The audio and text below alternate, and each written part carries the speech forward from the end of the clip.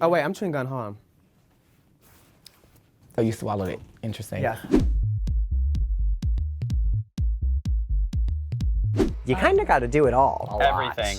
You have to be able to sew, perform, dance, sing a little, lip sync. At least enough to fake it until you make it. That's the real tea. I disagree. I have none of those skills. As long as you can put an eyelash on, that's fine. Do you know RuPaul? How did you get on, girl? You might not make it very far. I sent the audition tape to the wrong place. I thought I was getting on The Biggest Loser.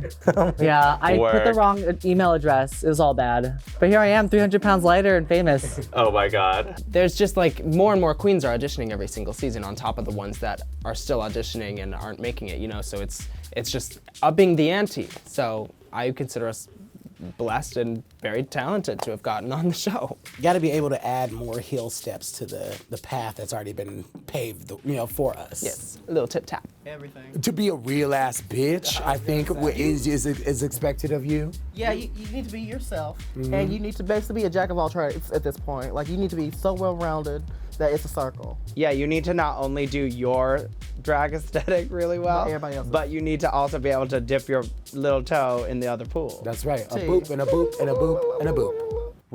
I think we already learned with the previous seasons what you need as a queen that, for example, if you're a fashion queen, you have numerous examples of fashion queens that struggled in the past, so you know what you need to work on. Well, I know that we had been there filming for a while, but the first thought I had on set was if I left the oven on. And the answer was yes. So if you want to donate to my GoFundMe, I'm looking for a new house. Thank you. I'm so sorry. My first thought walking on set was, it's cold up in here. Yeah. Mama Ru likes it. I see. Damn, it's cold in here. Oh, it's very so cold. I like I like it. I like like that. it. It was I'm a hot woman. freezing. Yeah, I was gonna say. I eat a lot of salt. Inferno. Honey, disco. I'm a volcano. My first thought was, don't trip. Mine was like, oh my God, I hope they don't find any weed. I think the first thing, it wasn't even a thought really, it kind of felt like an out-of-body experience. It was almost like when you see the workroom and you see everything, it was like I was pulled away from myself and like imagining like, what do I look like right now in this space with all of these cameras around? Kind of like if you can envision yourself if you were watching the show.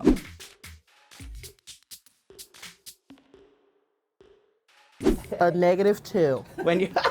A solid -2. No, I feel like when you walk in, you're like, oh, bitch, I got this. And then you see everybody and you're like, oh, bitch, I didn't pack anything. Oh my God. -68. I guess I was ready to like walk in, but after that I was like, I don't know what's gonna happen next. I felt 10. I was like, Word. I watched the show. I know what's coming. I feel like one of I'm those gonna know girls. some people that I know in here, and I'm just going to put my best foot forward because we're on what? RuPaul's Drag Race. Biggest Loser. It's like, I got this. Aiden. What about you? you? I'm sorry, I didn't hear you. No, 0. Walking all of Drag Race as a whole, for me, I didn't know what to expect. Sure, I've seen the show, but I knew that doing it was going to be a whole nother freaking story. RuPaul is not there as a prop, you know? She really cares, and she's really giving advice, even when the cameras aren't rolling, you know? She is more than a wig rack. Yes, which, stunning wig rack, but. For a lot of queens now, you think about the business of what drag can be and like how far your career can go. And in that, you can sometimes lose the fun of it. And Ru is always telling you like, remember to be funny, remember to enjoy the journey and not always make it about what you do, but how you do it. You know, this bitch says it all the time, that inner saboteur, do not let that inner saboteur get you.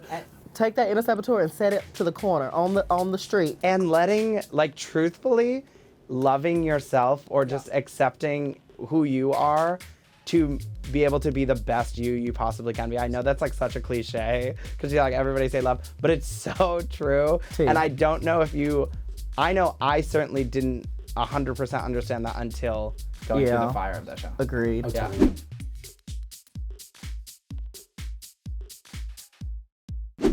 No. I gave good advice. Yeah, Nikki is very helpful. Very, and she's very good with giving fashion advice. Also, I learned a lot about George Washington from Jackie. Well, we always had lunch together, and I think I learned something really important from Sherry, which is like, if there's a protein, there's most likely a gravy that goes with it. Oh. Well, Gigi showed me how to curl my bangs. I honestly am not a wig person. I mean, obviously. But yeah, I had never used a straightener until I met Gigi Good. Oh, that was so sweet. I mean, Sherry has actually opened up my mind to more Broadway stuff because I'm not technically like, you know, a Broadway gay. Like, I couldn't tell you shit about Broadway. Like, I was more of a like, yay, sports and video games kind of gay. Like, I can tell you about video games all day. Oh, Gigi taught me so much. I mean, Gigi was so kind. Gigi was there to like help. If she like finished something that she was doing, she was like, do you need any help? Can I help you? Gigi was great. I mean, everyone was like there to help each other. Everyone had different strengths, and we really like tried to celebrate each other and really tried to just make it happen. I mean, listen, if you're gonna go home, you might as well go home to the best of the best. Don't miss us on RuPaul's Drag Race, Friday nights at 8 p.m. only on VH1.